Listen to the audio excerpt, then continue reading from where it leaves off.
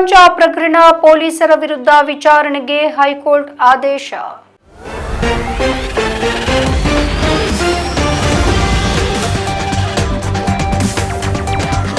ವಿಧಿವಿಜ್ಞಾನ ಪ್ರಯೋಗಾಲಯದ ವರದಿಯಲ್ಲಿ ಗಾಂಜಾ ಸೇವನೆಯಾಗಿಲ್ಲ.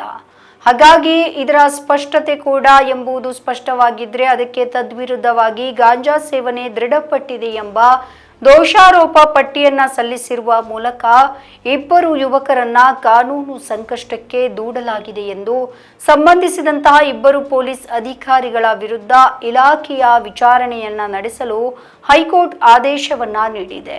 ಗಾಂಜಾ ಸೇವನೆಯ ಆರೋಪದ ಅಡಿಯಲ್ಲಿ ನಮ್ಮ ವಿರುದ್ಧ ದಾಖಲಾಗಿರುವಂತಹ ಪ್ರಕರಣವನ್ನ ರದ್ದುಪಡಿಸಬೇಕು ಎಂದು ಕೋರಿ ವರ್ತೂರು ವ್ಯಾಪ್ತಿಯ ಹನುಮಂತ ಮತ್ತು ಮಂಜುನಾಥ್ ಸಲ್ಲಿಸಿದ್ದ ಕ್ರಿಮಿನಲ್ ಅರ್ಜಿಯನ್ನ ನ್ಯಾಯಮೂರ್ತಿ ನಾಗಪ್ರಸನ್ನ ಅವರಿದ್ದ ಏಕಸದಸ್ಯ ಪೀಠ ಆದೇಶವನ್ನ ನೀಡಿದೆ.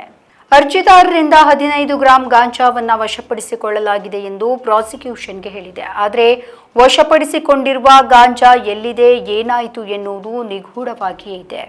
ಒಮ್ಮೆ ಮಾದಕ ವಸ್ತುವನ್ನ ವಶಪಡಿಸಿಕೊಂಡರೆ ಅದರ ಪಂಚನಾಮೆ ದಾಸ್ತಾನು ಮಾಡಬೇಕು. ಮಾದರಿಯನ್ನ ಎಫ್ಎಸ್ಎಲ್ ವರದಿಗೆ ಕಳುಹಿಸಬೇಕು. ಪ್ರಕರಣದಲ್ಲಿ 15 ಗ್ರಾಂ ಪಂಚನಾಮೆ ಮಾಡಲಾಗಿದೆ ಎಂಬುದನ್ನು ನಂಬಲು ಆಗದು. ಅರ್ಜಿದಾರರು ಗಾಂಜಾ ಸೇವನೆ ಮಾಡಿದ್ದರು ಎನ್ನುವುದನ್ನ ಸಮರ್ಥನೀಯವಲ್ಲ ಎಂದು ನ್ಯಾಯಪೀಠ ಅಭಿಪ್ರಾಯಪಟ್ಟಿದೆ. ಅರ್ಜಿದಾರರನ್ನ 2019ರಲ್ಲಿ ಸುಳ್ಳು ಪ್ರಕರಣದಲ್ಲಿ ಸಿಲುಕಿಸಿ ವಿಚಾರಣಾ ನ್ಯಾಯಾಲಯಕ್ಕೆ ದೋಷಾರೋಪ ಪಟ್ಟಿಯನ್ನ ಸಲ್ಲಿಸಿದ್ದ ಬೆಂಗಳೂರು ಗ್ರಾಮಾಂತರ ಜಿಲ್ಲೆಯ ವರ್ತೂರು ಪೊಲೀಸ್ ಠಾಣೆಯ ಅಂದಿನ ಇನ್ಸ್ಪೆಕ್ಟರ್ ಹಾಗೆ ಸಬ್ ಇನ್ಸ್ಪೆಕ್ಟರ್ ವಿರುದ್ಧ ಇಲಾಖಾ ವಿಚಾರಣೆಯನ್ನ ನಡೆಸಬೇಕು.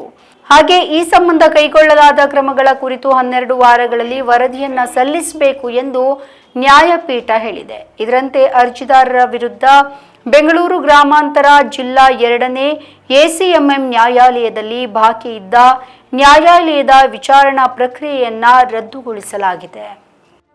ನಮ್ಮ ಈ ವಿಡಿಯೋ ನಿಮಗೆ ಇಷ್ಟ ಆದಲ್ಲಿ ಲೈಕ್ ಮಾಡಿ, ಶೇರ್ ಮಾಡಿ, ಕಮೆಂಟ್ ಮಾಡಿ ಮತ್ತೆ ಸಬ್ಸ್ಕ್ರೈಬ್ ಮಾಡಿ.